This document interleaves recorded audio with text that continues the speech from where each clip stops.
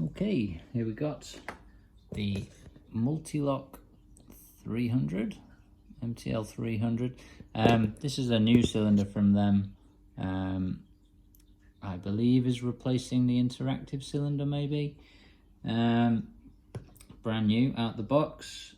First time having a quick pick of it, and not too difficult. Here's our key, and you can see the profile is different there.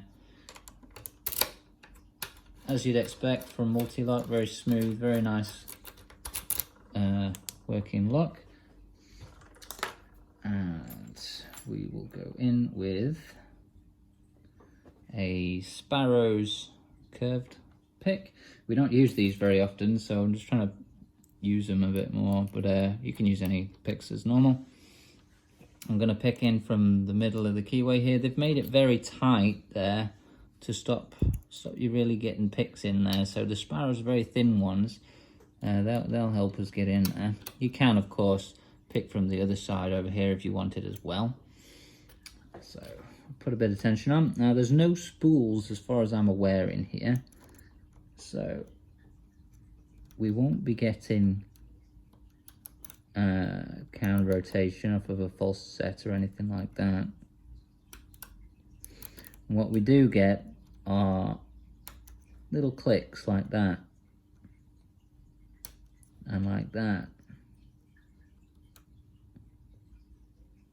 Might have that one, so we've got one, got two, three, there's four. I'll keep relaxing the tension as well to let them, any oversets, jump back up. 1, 2, 3. 1, 2, 3.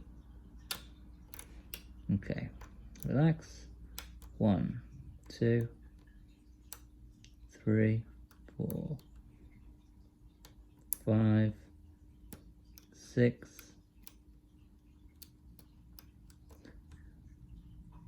7 at the back end. Ready? 1, 2, 3, 4, 5, 6.